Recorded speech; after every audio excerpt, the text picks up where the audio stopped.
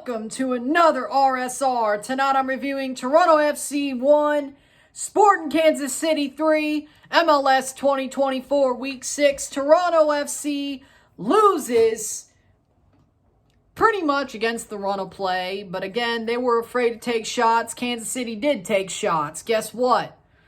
We lost. You can't walk it in every game, but we'll get there. Halftime, it was 0-0. At that point, it looked like Toronto should be leading, to be honest. The first half was pretty good. They held the possession. They played the ball forward. They had a couple of good chances that they should have put away. Defensively, they were still a little bit questionable at times on the defensive side of the ball in the first half. A draw probably would have been fair as well. A scoring draw would have been fair as well. But in the end, the first half, it looked like Toronto could easily win this game, or at least pick up a point. The second half, things got worse. Yeah, in theory, they still could have picked up a point and should have picked up a point, but they didn't. They lost. 57th minute, Remy Voltaire scores a banger. Ball falls to Voltaire off a defensive clearance. Voltaire bangs it into the net. Gavron's way off to the right side, the near post side of the net. Can't get to his far post. It's in 1-0, 0-1, Sporting Kansas City. Similar situation for Jake Davis in the 65th minute. Jake Davis with another banger of a shot that goes into the far post. Gavron again mispositioned. Gets his hand to this one, but still too much pace. 0-2, Kansas City. Then in the 83rd minute, Long is there. Gavron gets way off his line. For what reason, I'm not totally sure, but it just allows Alenis Vargas to score and roll the ball into the back of the net in the 83rd minute to wrap this game up, 0-3. Then in the 90-plus 7th minute, we got Jonathan Osorio turning home a Jaquil Marshall-Ruddy cross from close range to make it 1-3. But that's the way it would end. We get a consolation that I honestly wish we didn't get, because this game should be a learning experience. But I don't know if it will be after that. Full time, it is 1-3. Full-time stats are as follows. 12 shots to 17. 2 shots on goal to 10. 62% possession to 38% possession. 614 passes to 385. 84% pass accuracy to 72. 10 fouls, 13. 5 offside to 1. 2 yellow cards, 2. 0 red cards, 0. 5 corners to 4. Listen, Kansas City, they did what they had to do. That's pretty much all I could say there. Is Kansas City did what they had to do. They played tough. They played a good game. They weren't afraid to shoot when need be, and that's why they won the game. I thought they played very well. Rosero looked good. Jake Davis, awesome. Tim Leibold was burning down the wing to try to defend well. Tim Melia played a good game. They don't need Polito. Eric Tommy played well. Remy Voltaire played well. They played a lunch pail game, and they won, deservedly so, Kansas City. They played a lunch pail game, and they deserve to win today. Even if Toronto should have drawn and got a point overall, in theory. No, Kansas City played a damn good lunch pail game, and they deserve to win. That's my thoughts about them. Now, Toronto, I got more to deal with about y'all. This should be a learning experience of a game. This was a joke, to be totally honest. Tyrese Spicer, Jaquil Marshall-Ruddy, and Alonso Coelho are the only 3 guys that I think really deserve plaudits tonight out of Toronto. Everybody else, and even then, they didn't play perfectly. I think we could still call them out for things, but I can guarantee you, the rest of this team does not even deserve any positivity. Osorio was way too slow. Good for him, he got a goal. That made this game look a bit better for his sake on his own. But he looked a lot slow. Very slow in the midfield. Longstaff started good. After that, miss over the bar. He sort of didn't really look good enough, you know? So Longstaff, not good enough in most cases.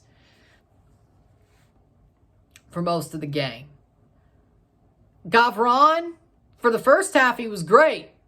Then he got off his line. He got in missed positions, especially on the first 2 goals. He was off his line, way off his line for the 3rd goal, and honestly, that one's on him for that reason. Gavron,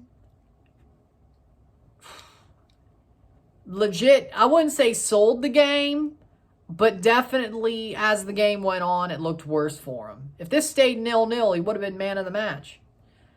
Now that it's 3-0, honestly, I'd say give him a 7. Honestly, a 6. I don't think he was better than 50-50, you know? I think he needs to be protected more. See, what I think about this team, the 2 things I would change. I like the tactics Herdman's using, but sometimes you need to have opposite tactics if your first tactics get blown up. That's for sure. I think Herdman stuck to his one ideal.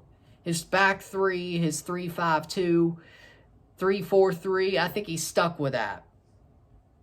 And when it works, it works. When it doesn't, it doesn't. But when it doesn't, he has nothing to change to. He's not that tactical genius. He's only a tactical genius if his tactics work. But besides the point, to me, what this team needs to do is be quicker to every ball. When they trigger the press, they need to trigger the press as soon as that ball is on in the halo of a defender, of an opposition player. They need to trigger that press instantly. They need to go quicker to second balls. They need to get up there for second balls quicker. The saves, we need to clear the ball quicker. We need to pass the ball out quicker. We need to be faster on the ball. Shots-wise, you can't walk the ball in. You make a walk the ball in against Simcoe County Rovers. You can't walk the ball in against Kansas City or Philadelphia or Miami or Tigres or Chivas or anybody worth a damn. You can't walk the ball in against good teams, even CPL teams.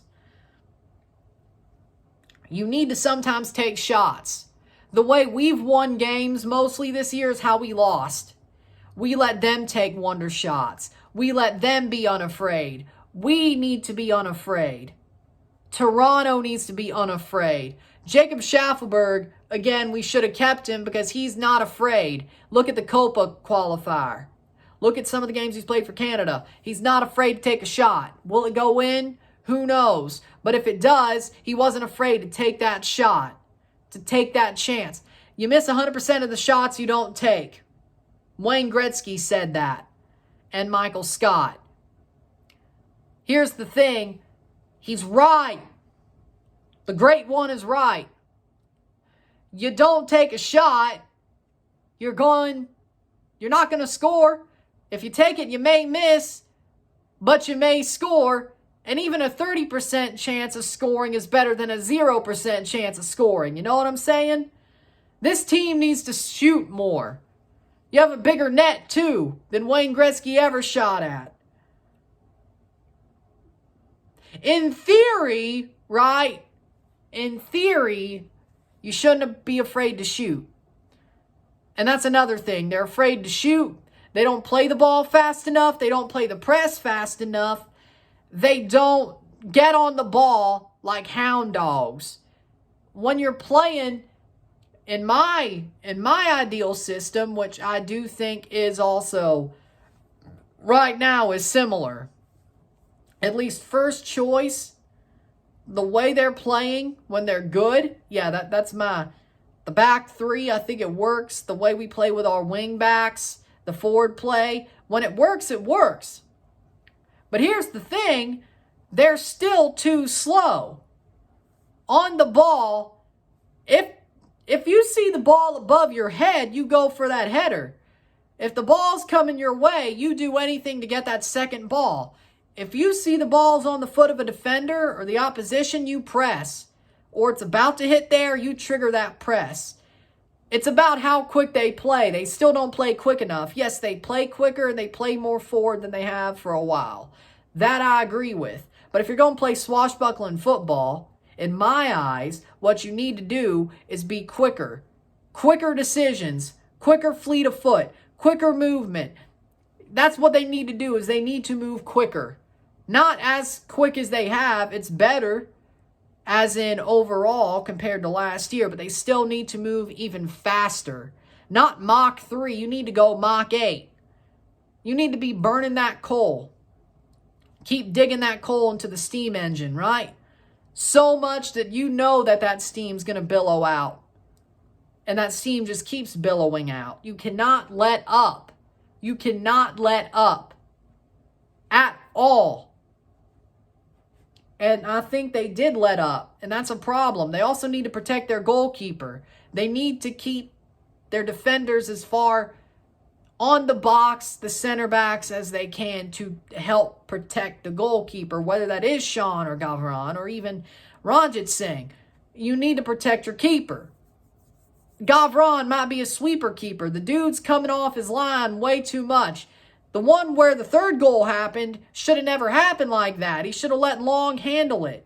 If he stays on his line, it wouldn't be 3-1. It would be 2-1. But again, he got off his line. For what reason, I have no idea. The first one, when he came way off his line, when he was hung out to dry and he had to do it to save the goal, hey, good for you, but he should never be in that position anyway. If they're going to play the ball over the top because your center backs come up way too high, and then you get burnt. And honestly, they didn't even come up that high, but still, you can't let your center backs put their defender or their goalkeeper out to dry. I don't like it. The only way a center back should move up the pitch is on his own if he has the ball at his feet and he can run. Similar to how Drew Moore had that run against Chivas back in 2018. But that's just my opinion. The center backs need to stay as close to the keeper as they can. Now, of course, the more they push up the pitch, the more you can push up the center backs. But you better hope as soon as you lose that ball, they hightail it back to the line, the 18-yard box, parallel to it if they're not on that line. Because if they don't, you're going to get hit over the top, and it's not good. Point being is there's a lot of things Toronto can fix that I don't know if Herdman will fix. And I hope, I don't know if he will hear this, but if he does, you better listen. You better listen. Because I think similarly, at least motivationally. Tactically, I don't know, to be honest. I would say close, but I actually have more levels to the tactics I think I would put out, to be honest. But that's not a disrespect. That's just, I got multiple plans, I think. I don't think he has multiple plans. He just hopes his one plan and the motivation carries him through. Which, hey, it's worked for Canada. It got Canada to a World Cup. It worked until today for Toronto. So, maybe it's just a one-game thing. But to me personally, this team needs to learn from this. They need to learn from this. And I think there's a lot of things to learn. If we don't learn, it's going to be a rough season. If we do learn, we might have a chance. But that's just my opinion. With that being said, man of the match for me is Remy Voltaire with that banger of a goal to open up the scoring for Kansas City. I think Remy Voltaire deserves it. He actually played well besides the goal. But I think he deserves it. So Remy Voltaire is man of the match. And that's what I think about this match. Toronto, it's just mind-boggling the way they played. They played well. They just didn't play well enough. But they need to do better at things. With that being said, though, there you go. If you like this video, like it, share, subscribe. You know what it is. Tell your friends. Hit that like button. Hit that subscribe button. Hit that bell notification once subscribed. Send some chats on the live streams. Comment on this video. Put us in playlist. Share it with friends and family. All that great stuff. I will see you, if you're a Dynasty star, tomorrow for Run It Back for March 2023. Monday for the month ahead of April. Tuesday, I will see everybody back on Tuesday for Champions Cup live watch-alongs. 2 live watch-alongs for Champions Cup and a review, of course, as well on Wednesday the same. And there you go. Have a happy Easter, everybody. I hope you enjoy your holiday. Hope you enjoy the time with your families. Let's have a good holiday. And let's feel love and happiness tomorrow. I will see you later. I'm Ryan and I'm out. Peace. See you.